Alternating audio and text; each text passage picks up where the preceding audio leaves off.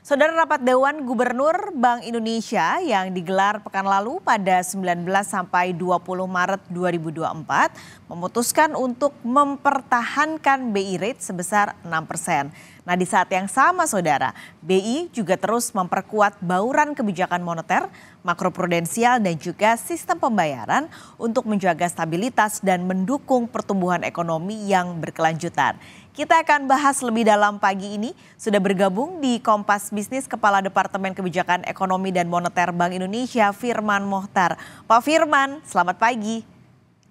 Selamat pagi Mbak Riri, salam sehat. Salam sehat juga Pak Firman. Ini sebelum kita lebih detail ke keputusan pada pekan lalu soal suku bunga Pak, secara umum di global ini beberapa kejadian yang menjadi sorotan ini seperti di Jepang, Bank Sentral akhirnya menaikkan suku bunganya. Lalu di saat yang sama The Fed ini diperkirakan akan menurunkan suku bunganya pada semester 2 nanti di semester 1 di 2024. Lalu kalau Bank Indonesia melihat dengan beragam yang terjadi di global ini, bagaimana sebenarnya proyeksi untuk 2024 dan apakah akan berdampak pada Indonesia? Makasih Mbak Riri. Ada 3 hal yang menjadi cermatan kami tentang ekonomi global dalam RDG minggu lalu. Yang pertama adalah secara umum pertumbuhan ekonomi dunia khususnya negara maju memang masih cukup kuat termasuk di Amerika. Bahkan India pun juga lebih tinggi dari perakiraan kami. Yang menjadi perhatian memang tadi disampaikan adalah terkait dengan Jepang. Jepang hasil bacaan kami dengan berbagai respon yang ditempuh pemerintah Jepang termasuk konsumsi swasta yang masih kuat. Secara keseluruhan kami perkirakan pertumbuhan ekonomi dunia tahun 2024 ini berada dalam kisaran sekitar 3%. Itu yang pertama. Memang pada akhirnya ini akan berpengaruh terhadap bagaimana permintaan dunia terhadap ekspor kita. Yang kedua adalah di tengah kondisi ekonomi dunia khususnya negara maju yang masih kuat tersebut, ini tentunya akan berpengaruh terhadap kondisi inflasi di negara-negara maju tersebut.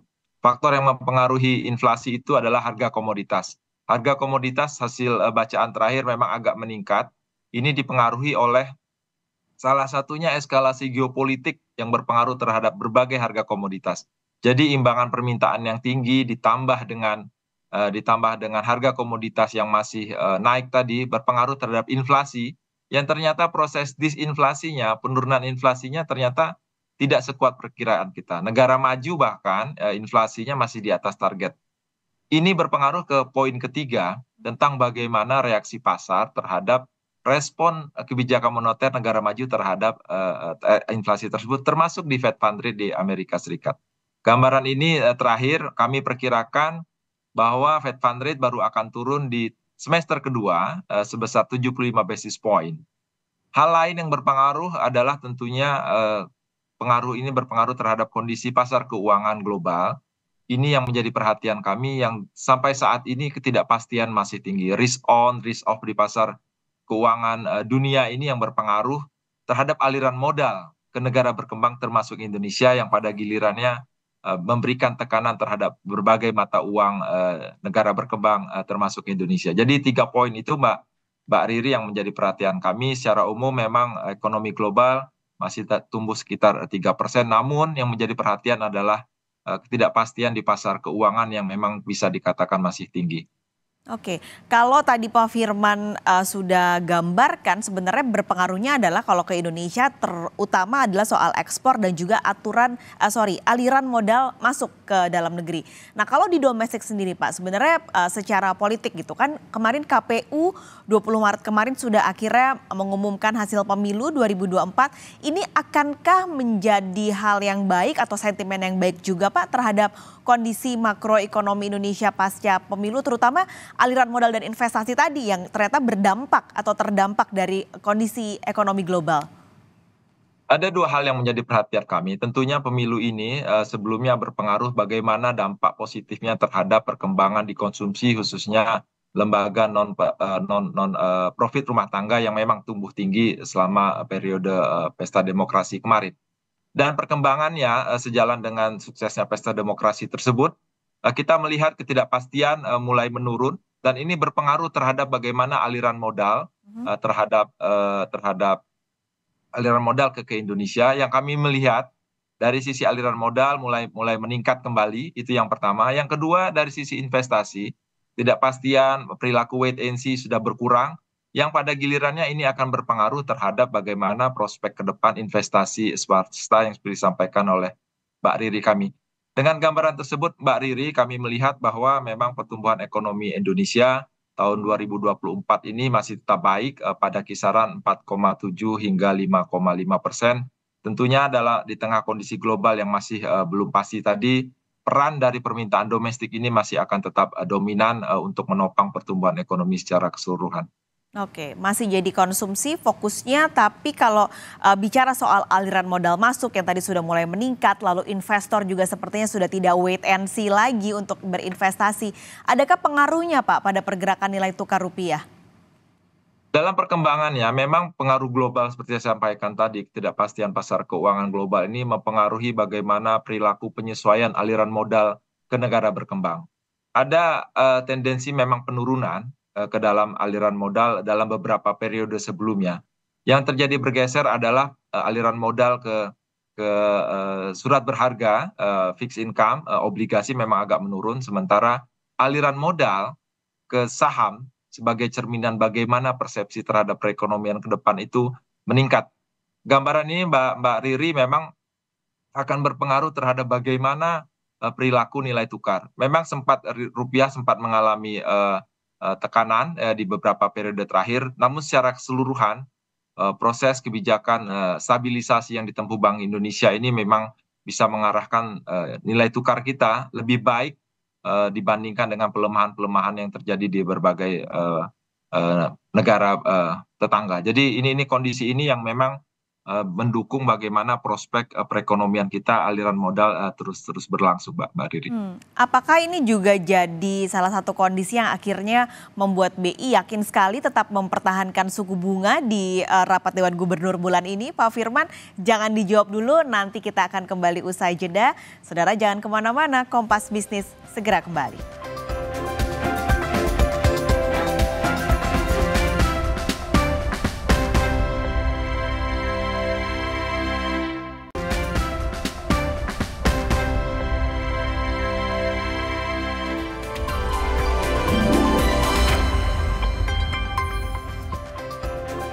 Anda kembali lagi di Kompas Bisnis Sapa Indonesia pagi. Hari ini kami masih bersama Kepala Departemen Kebijakan Ekonomi dan Moneter Bank Indonesia, Firman Mohtar.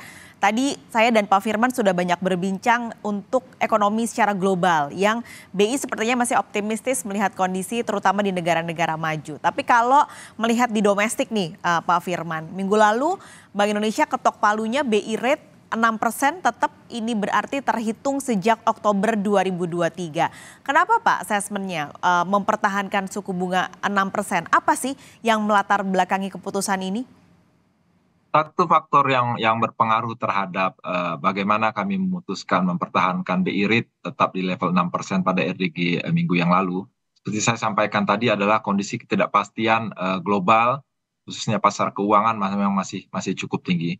Hal ini memang harus kita mitigasi secara preemptif agar tidak pada gilirannya berpengaruh terhadap tekanan inflasi ke depan melalui imported inflation-nya yang meningkat.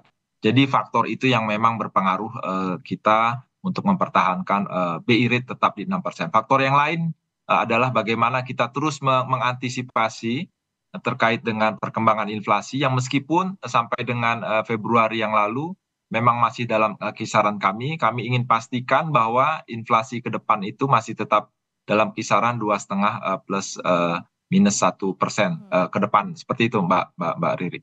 Oke, ada dua, memitigasi ketidakpastian sebenarnya jadi resiko ekonomi dan juga inflasi. Jadi ini BI juga nggak mau terburu-buru ya Pak, karena kondisinya memang tetap perlu waspada. Nah kalau bicara soal inflasi, ini memang kan harga pangan saat ini harganya lagi lumayan ya Pak ya. Dari beras, ayam, daging kayaknya semuanya naik gitu. Apalagi jelang lebaran, ada juga dampak dari El Nino dan pergeseran musim tanam. Nggak hanya soal bahan pokok sebenarnya, tapi juga ada komoditas yang harganya mulai naik dan akhirnya mempengaruhi inflasi Apakah akan besar sekali Pak pengaruh dari kenaikan harga bahan pokok, lalu kenaikan dari harga komoditas, sebesar apa mempengaruhi inflasi di 2024 dan apakah memang BI benar-benar yakin nih Pak, saya harus tanya lagi, inflasi 2,5 +/- 1% akan tercapai? Iya, memang seperti saya sampaikan tadi kondisi global dengan harga komoditas yang meningkat ini memberikan dampak rambatan terhadap beberapa harga komoditas Indonesia. Itu yang pertama. Yang kedua seperti disampaikan Mbak Riri tadi, di domestiknya memang ada pengaruh pergeseran musim tanam. Yang kedua adalah dampak El Nino yang masih berlanjut. Yang ketiga memang pada saat bersamaan pola permintaan kita memang sedang meningkat, bukan hanya karena ekonominya yang tetap baik, tapi juga memang karena pengaruh musiman. Gambaran-gambaran ini memang berpengaruh terhadap kondisi terkini dan juga di Februari yang lalu di mana inflasi volatile food kita mencapai lebih dari 8%. Perkembangan terkini memang ada beberapa komoditas yang masih meningkat. Meskipun ada perkembangan positif terkait dengan harga beras yang mulai di beberapa daerah kami perhatikan memang mengalami peningkatan. Bank Indonesia, Mbak Riri, memang akan terus mencermati harga volatile food ini.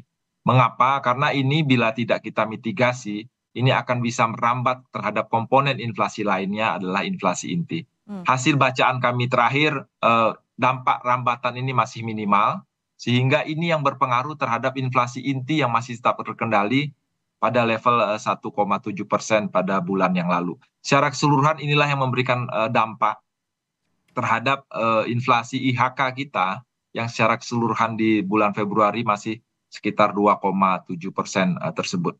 Bagaimana ke depannya tentu disampaikan oleh Mbak Riri tadi, apakah kami yakin?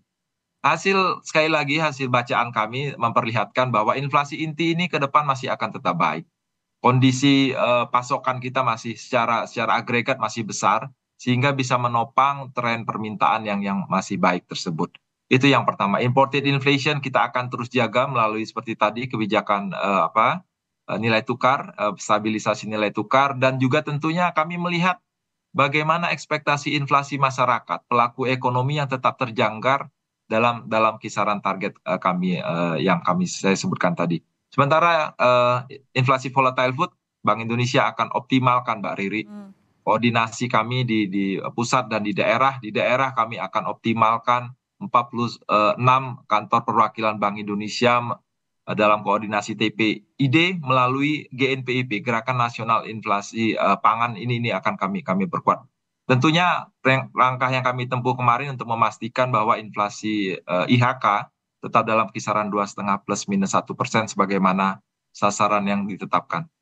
Oke, sudah ada kalau inflasi ini koordinasi dengan otoritas lain dan pemerintah adalah lewat GNPIP ini. Tapi Pak, ini adakah langkah-langkah lanjutan ke depannya Pak untuk menjaga selain inflasi yang tadi mungkin dampak rambatannya masih minim gitu, tapi tetap harus dikoordinasikan dan gak hanya itu Pak, menjaga stabilitas rupiah. Adakah langkah-langkah yang akan dilakukan BI bersinergi dengan pemerintah untuk kedua hal tersebut?